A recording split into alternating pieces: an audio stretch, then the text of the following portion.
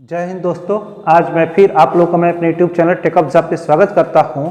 और इस तरह से हम लोग देखें कि काफ़ी मशक्क़त के बाद आपका प्रॉफिट लॉस का जितने पार्ट हैं वो क्या हो चुके हैं, समाप्त हो गए हैं।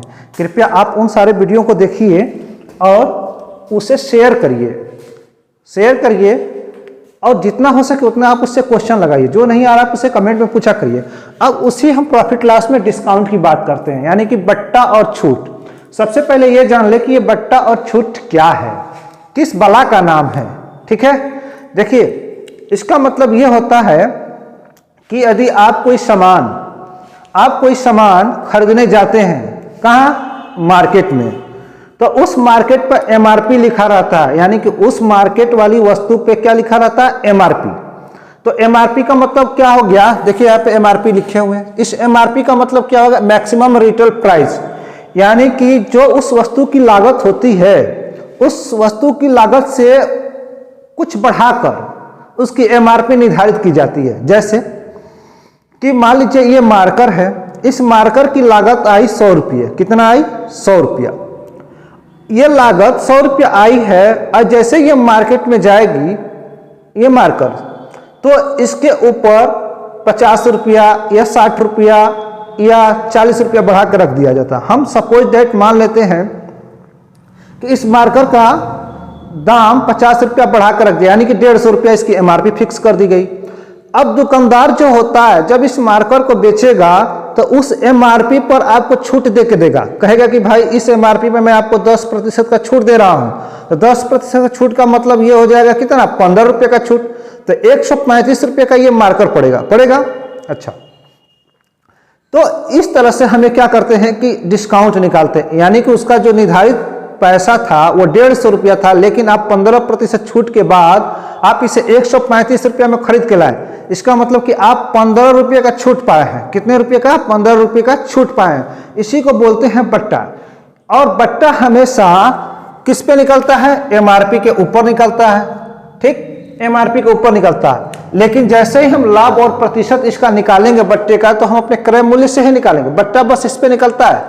अब बात आई, इसमें हम 3-4 टर्म लिखे हैं, एकल बट्टा, संयुक्त बट्टा, एमआरपी, कास्ट प्राइस और बढ़ा हुआ मूल्य। इन चारों पे देखना है क्या क्या होता है। देखिए, एकल बट्टा का मतलब यह हुआ कि यदि मान लीजिए आप किसी दुकानदार के पास गए, कहे कि भाई मुझे एक पैंट शर्ट या जींस लेना हो या कुछ भी लेना हो, ठीक है, साड़ी वगैरह कुछ भी लेना हो, यदि उसकी कीमत 1000 रुपया हो, उसकी कीमत कितना हो, 1000 रुपया हो, और वह दुकानदार बोला कि भाई आपको मैं इस पे 10% का छूट दूंगा।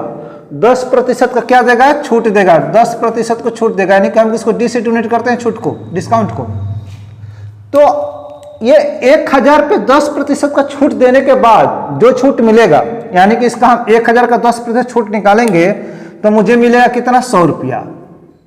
अच्छा, 100 रुपये का छूट मिला तो ये फाइनली आपका ये सामान कितने में पड़ा, 900 रुपये में, क्योंकि 1000 में से हम 100 माइनस कर दें तो ये कितने में पड़ा, 900 रुपये में, 900 रुपये में पड़ गया। तो इसको बोलते हैं भाई एकल बट्टा। क्या बोलते हैं, एकल बट्टा। संयुक्त बट्टा देखिए जरा, संयुक्त बट्टा क्या होता है कि संयुक्त बट्टा पे आप जैसे कोई भी सामान गए खरीदने, किसी मार्केट में आप जा रहे हैं, मान लीजिए टीवी खरीदने, ठीक, टीवी खरीदने, तो टीवी आपको पड़ा 5000 रुपये का, 5000 रुपये का उसका एमआरपी है। क्या है, एमआरपी है। और उस एमआरपी पे दुकानदार बोला कि पहले मैं आपको 10% डिस्काउंट दूंगा, उसके बाद मैं कितना, 5% का डिस्काउंट दूंगा। यानी कि वो डिस्काउंट 2 हिस्से में रखा। पहला डिस्काउंट उसने रखा D1 पे और दूसरा का हिस्सा रखा D2 की, 2 डिस्काउंट रखा। अब भाई ये बताओ कि जब 5000 रुपये की टीवी है उस पर 10% का डिस्काउंट देगा तो 500 रुपये डिस्काउंट होगा। अब कैसे निकलेगा ये मैं बता रहा हूँ, पहले समझ लीजिए कि क्या है। यानी कि इस पे यदि ये डिस्काउंट दे रहा है 10% का, तो 500 रुपये का क्या देगा, डिस्काउंट देगा। यानी 500 रुपये को आपको डिस्काउंट मिला। हम 5000 में से 500 रुपये घटा दे तो कितना में डिस्काउंट, यानी कितने में आपको सामान यहां तक मिला है, यानी कि जो पहला डिस्काउंट दे रहा हूं वहां तक आपका सामान मिला 4500 रुपये में। फिर कहा कि नहीं, मैं इसका 5% और डिस्काउंट दे रहा हूं, तो इसका 5% और डिस्काउंट निकालेगा तो ये आपका हो जाएगा कितना 225 रुपया, यानी 45 में 5 का गुणा करेंगे तो 225 आएगा। अब फाइनली मैं इसमें इसको घटा दूंगा तो ये मुझे 4200 कितने में मिलेगा, 4275 रुपये में, ठीक है, 4275 रुपये मिलेगा ये फाइनली। ठीक, अब क्या हुआ कि इन दोनों को हम ये नहीं कर सकते कि हम संयुक्त रूप से 15% का डिस्काउंट पाएंगे, नहीं, आपको 10%, 5% ऐसे करके दो पार्ट में दिया। यदि 15% वो डिस्काउंट देता तब तो 5000 का 15 का मतलब 750 डिस्काउंट हो जाता, और 750 डिस्काउंट होने के बावजूद यानी कि उसको 4250 में आपको देता, 75 रुपये उसको लॉस हो जाता। तो इसलिए वो संयुक्त, ये जो संयुक्त बट्टा है वो संयुक्त बट्टा को दो पार्ट में तोड़ के दिया है। कितने में, दो पार्ट में, एक 10% और एक 5%। तो हम नहीं कह सकते कि एक बार वो 15% दिया, वो एक बार यदि 15% देता तो एकल बट्टा कहलाता, और ये क्या है, मेरा एकल बट्टा है, एकल बट्टा है, एकल बट्टा है। अब जा चलते हैं मॉल में, चलिए मॉल में घूमने चलते हैं, देखते हैं क्या होता है वहां पे। देखिए यदि आप किसी मॉल में जाते हैं तो उस मॉल के गेट पे दो कंडीशन लिखा रहता है। क्या है दो कंडीशन, एक कहता है कि भाई 90% डिस्काउंट, ठीक, अप टू 10%, अप टू 10%, ऐसे लिखा रहता है। यानी कि आप सोचे होंगे कि भाई 90% डिस्काउंट यहां दे रहा है, 10% डिस्काउंट यहां दे रहा है, तो इसका मतलब कि हम कुल जोड़ दें तो उसका 100% डिस्काउंट हो गया, तो मुझे फ्री में मिल गया। नहीं, ऐसा नहीं है। देखिए इसका मतलब ये होता है कि यदि आप कोई भी सामान खरीद रहे हैं तो आपको 10% से लेकर 90% के बीच में डिस्काउंट मिल सकता है। ठीक है, कितना, 10% से लेकर और 90% के बीच में आपको डिस्काउंट मिल जाता है।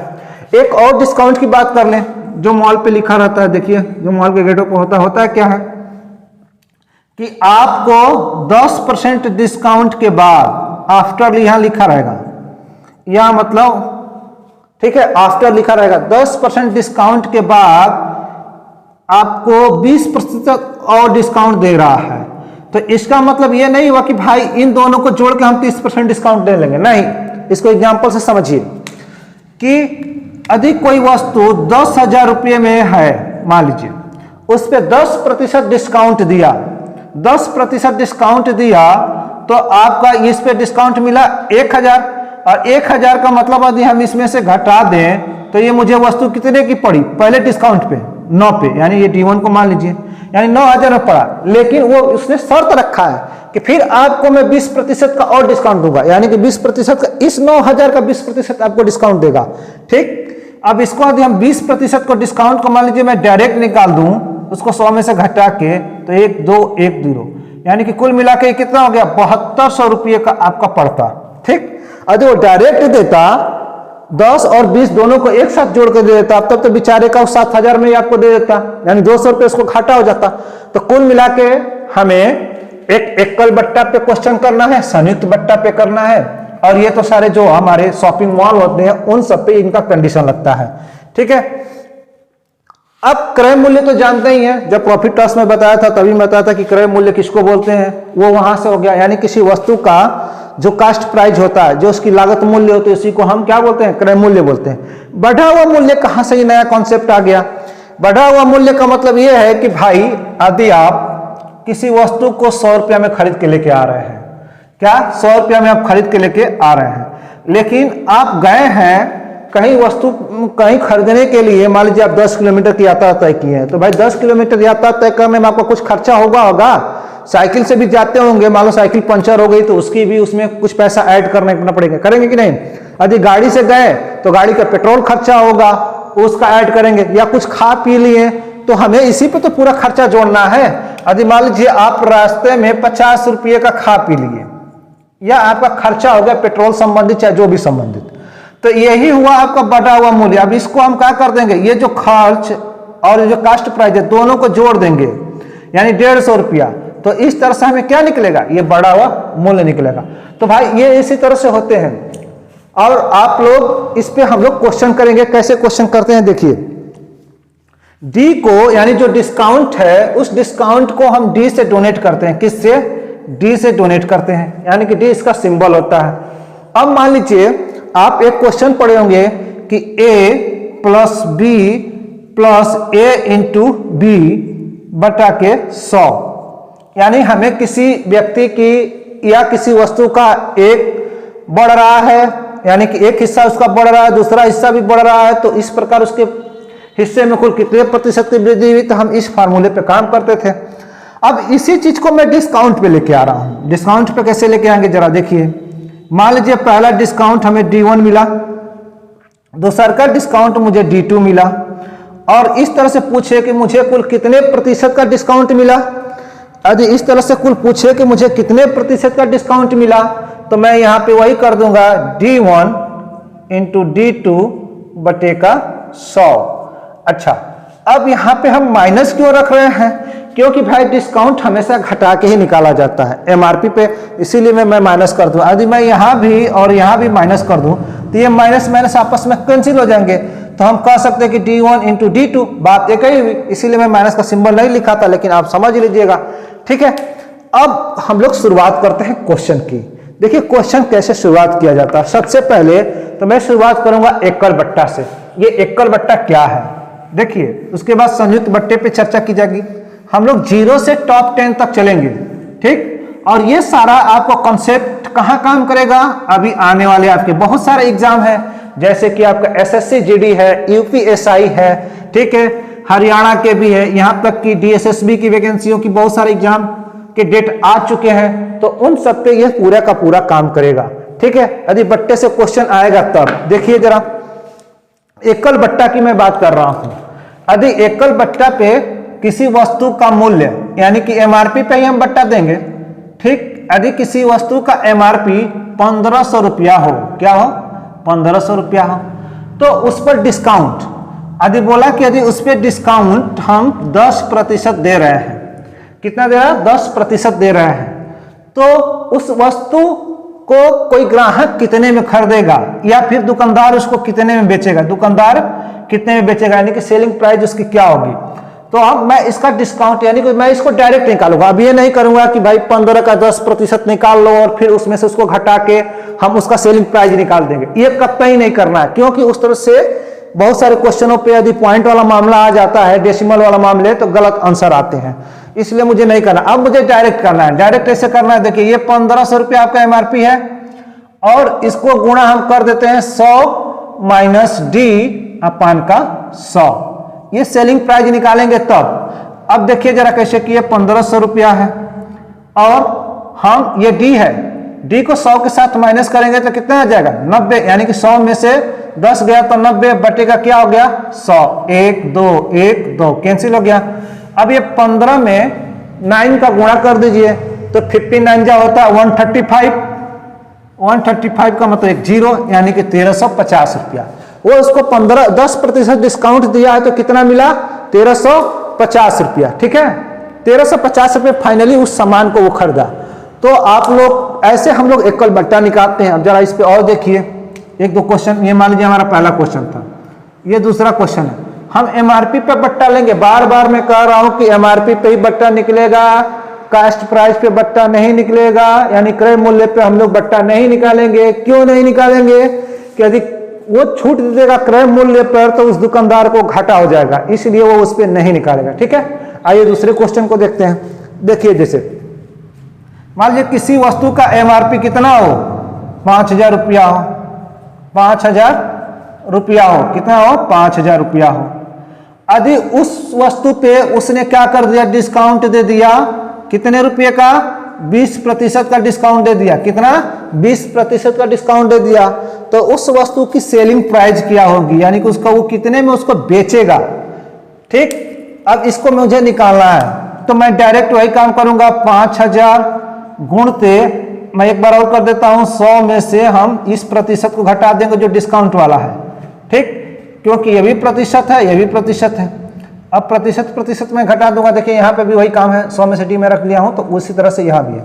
अब मान लीजिए इसमें से मैं इसमें से घटा दिया इसको, तो ये 5000, अब ये कितना हो गया? 80, बटे का 100, ये हमेशा 100 हमारे बटे में रहता है। अब क्या कर देंगे 1 2 1 2 2 कैंसिल कर दिया जाए, 5 में 8 का गुणा कर देंगे तो कितना आ जाएगा 4000, यानी 4000 रुपया उस वस्तु का सेलिंग प्राइस होगा। तो ये एकल बट्टा हम लोग निकालते हैं।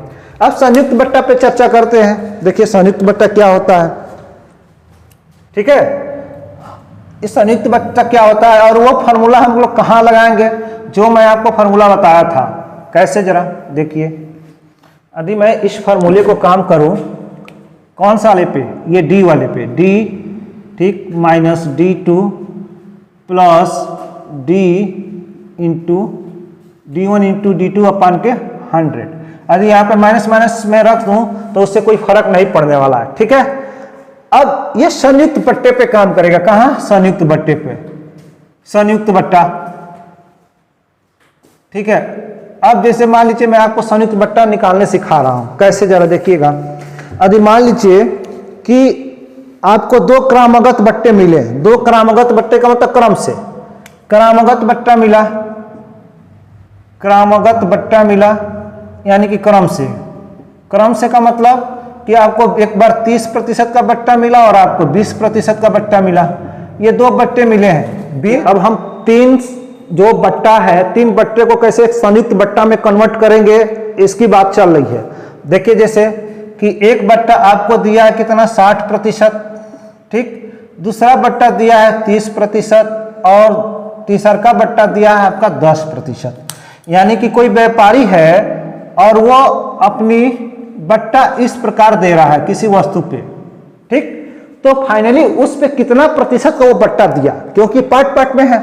अब देखिए मैं इसी फॉर्मूले को यहाँ पे अप्लाई कर रहा हूँ, यानी ये इसको मैं लिख देता हूँ minus D1 minus D2 plus D1 into D2 अपान के क्या होता है 100, ठीक है। अब देखिए माइनस 60 है तो माइनस 60 को मैं यहाँ लिख दूँ, माइनस 30 है तो माइनस 30 को यहाँ लिख दूँ, और ये फिर मैं 60 इंटू 30 कर दूं। यदि माइनस माइनस भी लिखूंगा तो प्लस में आएगा, तो इसीलिए मैं माइनस माइनस नहीं लिख रहा हूं। और ये हो गया कितना बट्टा के 100, 2 जीरो से 2 जीरो आपका कैंसिल हो गया। अच्छा ये 60 है और ये माइनस 30 है, दोनों माइनस में है। यदि हम दोनों माइनस में तो इनको जोड़ देंगे तो ये माइनस 90 आएगा और प्लस कितना होगा 18। कुल मिला के इसको कितना मिला 72% का डिस्काउंट मिल गया इस हिसाब से। लेकिन गुरु अभी ये भी तो है तीसरा नंबर वाला, ये तो मैं 2 पे काम किया। अच्छा अब तीसरे वाले को उठाने के लिए फिर मुझे ये वाला जो आया है, इन दोनों को मिला के जो आंसर, मुझे इसको क्या बनाना पड़ेगा D1 बनाना पड़ेगा और इसको बनाना पड़ेगा क्या D2 बनाना पड़ेगा। अब इस तरह से मैं क्वेश्चन को सॉल्व करूंगा।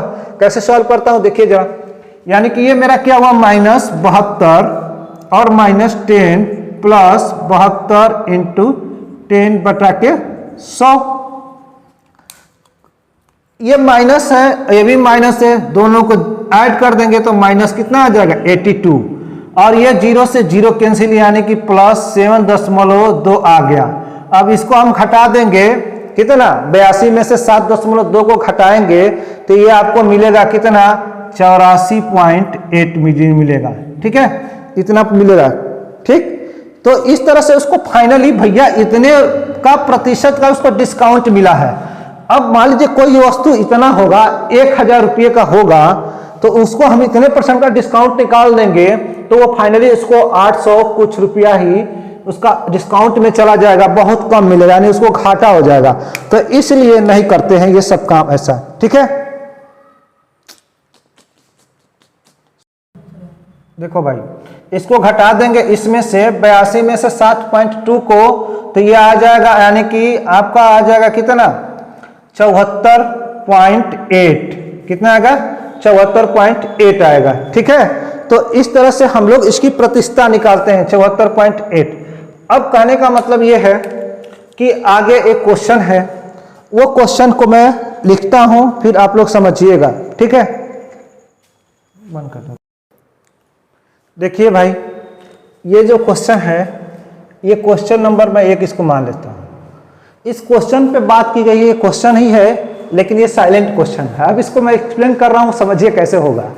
देखिए कह रहा है कि एक दुकानदार, ये मान लीजिए पहला दुकानदार है, 2 क्रमागत बट्टा दिया है, कितना 2 क्रमागत आपको डिस्काउंट दे रहा है। 2 क्रमागत क्या दे रहा है डिस्काउंट दे रहा है, एक 40%, एक 10%। इसी तरह यह भी है, यह भी 2 क्रमागत बट्टा दिया, ये दूसरा दुकानदार है, ठीक। ये दोनों आपस में क्या कर रहे हैं, कंपटीशन लड़ रहे हैं कि कौन ज्यादा बेच देगा।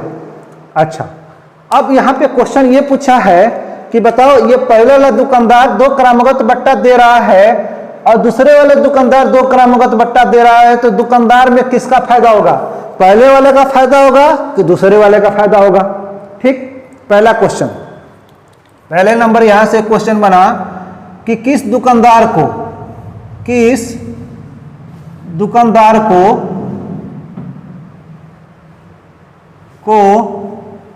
इस बट्टे के द्वारा, इस तरह के बट्टे के द्वारा, इस तरह के बट्टे के द्वारा फायदा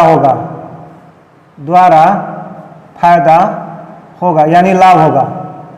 पहला क्वेश्चन ये है, ठीक है। नेक्स्ट दूसरा का क्वेश्चन ये है कि इस तरह के बट्टे पर, यानी इस तरह के बट्टे पर ग्राहक को कौन सा बट्टा पर